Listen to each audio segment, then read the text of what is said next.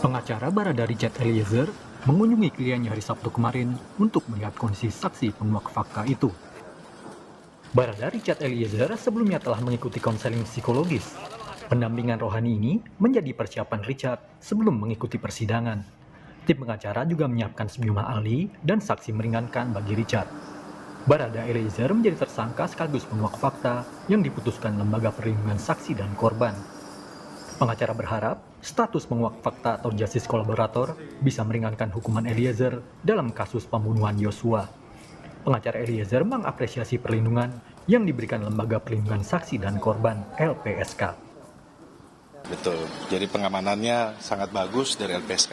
3 personil ya? Ya. Berarti standby selama 24 jam? 24 jam, jadi menjaga keamanan dari Baradae. Minta dukungannya lah untuk menghadapi persidangan. Tapi so far kondisinya baik? Kondisinya baik, stabil, baik. Itu aja. Sementara itu, Kompolnas mengapresiasi Polri yang menetapkan istri Verdi Sambo sebagai tersangka pembunuhan Yosua. Namun, Kompolnas juga mendesak Polri segera menggelar sidang etik untuk memecat Irjen Verdi Sambo dari kepolisian. Saudara FS ini, proses kode etik, sidang kode etik dapat dilaksanakan dengan cepat dan dilakukan secara terbuka, di mana nanti publik akan bisa menyaksikan dan Kompolnas juga akan hadir di sini dalam proses sidang kode etik. Kami berharap dengan adanya proses sidang kode etik tersebut, maka saudara FS akan segera dijatuhi putusan pemberhentian tidak dengan hormat atau dipecat dari kepolisian. Kalau saya masih lihat masih ada hegemoni kelompok di internal kepolisian ini.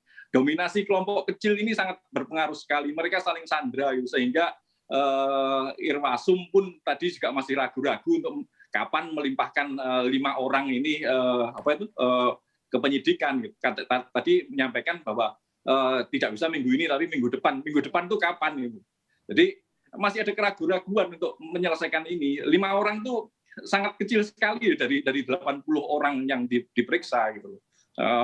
Dan nama-namanya juga sampai sekarang juga belum terbuka semuanya. Makanya kalau saya melihat bahwa ada upaya untuk melindungi para pelanggar ini, dan ini sebenarnya bukan pelanggaran yang ringan, gitu. Bukan sekedar pelanggaran etik. Kalau sekedar etik saja ini karena kesalahan prosedural, tapi efeknya kan sangat besar bagi kepolisian. Artinya pertaruhannya pada marwah kepolisian. Gitu. Hingga kini, 83 anggota Polri melanggar etik dalam kasus pembunuhan Brigadir Yosua.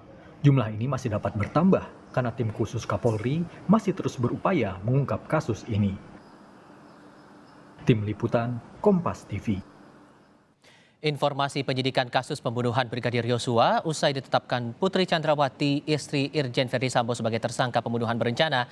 Kita bergabung dengan jurnalis Kompas TV Dipo Nurbahagia dari Gedung Barreskrim Polri Jakarta Selatan. Dipo, kemarin kita ingat dari kuasa hukum Richard Eliezer ini sempat mendatangi Barreskrim untuk bertemu dengan kliennya. Apa saja yang dikatakan pengacara Barada Richard Eliezer kemarin usai mengunjungi kliennya, lalu bagaimana kondisi psikologisnya sekarang? Tentu yang dikatakan oleh pengacara Barada Eliezer, Roni Talapesi, pada saat dirinya selesai mendampingi Barada Eliezer pada hari kemarin di Barreskrim Mabes Polri adalah terkait dengan kondisi terkini dari Barada Eliezer yang dia sebut secara umum baik kondisi fisik maupun mental ini dalam kondisi yang stabil. Tentu kondisi ini juga tidak dapat dilepaskan, Tifal, dari 2 konseling yang sudah disediakan oleh pihak dari Lembaga Perlindungan Saksi dan Korban ataupun LPSK kepada Barada Eliezer. Yang pertama adalah konseling psikologi dan juga konseling kerohaniawan pada hari kemarin yang sudah dilakukan di Barreskrim Mabes Polri. Kalau kita ingat sedikit, memang ada sejumlah fasilitas ataupun ada sejumlah tindakan khusus yang dilakukan oleh LPSK kepada Barada Eliezer yang kini sudah berstatus sebagai penguak fakta. Yang pertama adalah melakukan penebalan pengamanan ataupun di rutan Barreskrim begitu selama 24 jam. Kemudian juga ada pemasangan CCTV portable, suplai logistik, termasuk juga pengecekan steril udara, pemeriksaan rutin dokter kepada Barada Eliezer, dan juga mendatangkan konseling kerohaniawan yang sudah dilakukan pada hari kemarin. Ini adalah aspek-aspek yang kemudian sudah dilakukan oleh LPSK kepada Barada Eliezer untuk betul-betul memaksimalkan kondisi fisik, kondisi mental dari Barada Eliezer ketika nantinya tentu melanjutkan proses hukum. Apalagi kalau kita tahu berkas perkara kini sudah dilimpahkan ke Kejaksaan Agung. Artinya ada sejumlah hal baik dari segi fisik maupun mental yang betul-betul harus disiapkan untuk Barada Eliezer. Terkait dengan temuan CCTV yang cukup vital di Duren 3 yang sudah disampaikan oleh Dirtipidum Bareskrim Mabes Polri, kemudian juga penetapan tersangka Putri Chandrawati, sayangnya memang dari kuasa hukum Barada Eliezer belum ingin membahas lebih dalam terkait dengan hal ini dan menyerahkan seluruh proses penyidikan ini kepada tim penyidik. Karena seperti yang tadi juga kami sebutkan sampai dengan saat ini, baik tim kuasa hukum maupun Barada Eliezer sedang mempersiapkan kesiapan fisik, mental, termasuk juga strategi dalam nanti menghadapi proses persidangan yang tentu nanti akan ditentukan oleh Kejaksaan Agung. Pihak kuasa hukum juga nanti akan mendatangkan ahli pidana, ahli psikologi, dan juga sejumlah saksi lainnya untuk meringankan hukuman yang akan diterima oleh Barada Eliezer. Kuasa hukum juga berharap bahwa status penguap fakta ini dapat membuat Barada Eliezer diringankan hukumannya pada saat nanti adanya putusan di dalam persidangan. Tiffal.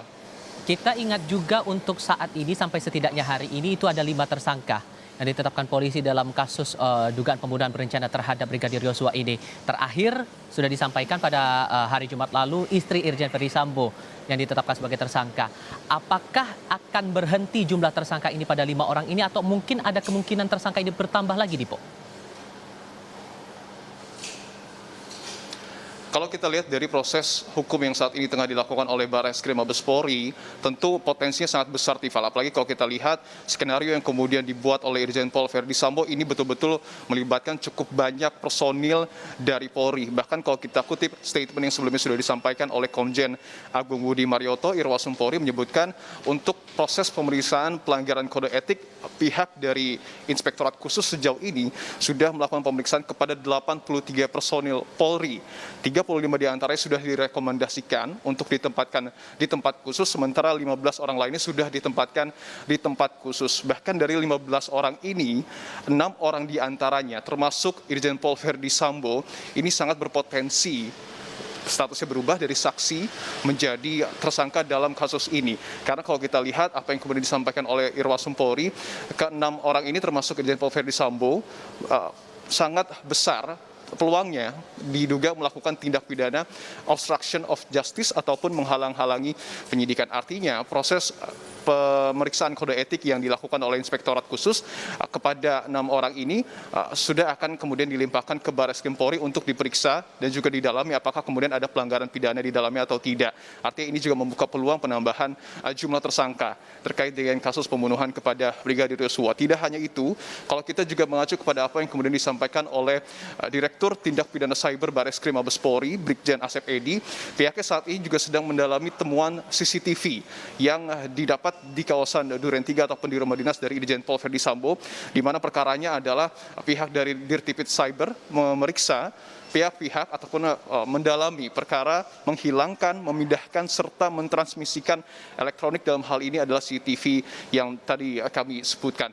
Ada sejumlah pihak dalam hal ini adalah ada 16 orang yang diperiksa yang dibagi ke dalam 5 klaster. Ada beberapa aspek yang kemudian didalami dan beberapa orang diduga melakukan pemindahan, transmisi dan juga melakukan pengerusakan terhadap CCTV yang kemudian baru ditemukan oleh tim dari Bareskrim Mabes Polri. Ada sejumlah barang bukti juga yang sudah diamankan oleh Dirtipid Cyber, dalam hal ini adalah hard disk eksternal, tablet, DVR CCTV di Duren 3 dan juga laptop yang sudah diamankan. Pasalnya juga cukup banyak yang disangkakan, ada pasal 32 dan pasal 33 Undang-Undang ITE, kemudian juga pasal 221 dan pasal 223 KUHP dan juga pasal 55 dan 56 KUHP. Dari proses hukum yang baik yang dilakukan oleh Inspektorat Khusus dan juga Direktorat Tindak Pidana Cyber Bareskrim Mabes Polri, artinya patut digarisbawahi jumlah tersangka ini sangat memungkinkan untuk bertambah. Tetapi tentu kita masih harus melihat bagaimana kemudian nanti proses hukum yang saat ini tengah dijalankan oleh tim Sus Polri. Tiffal. Dari Bareskrim Mabes Polri Jakarta Selatan, Dipo Nurbahagia melaporkan. Terima kasih.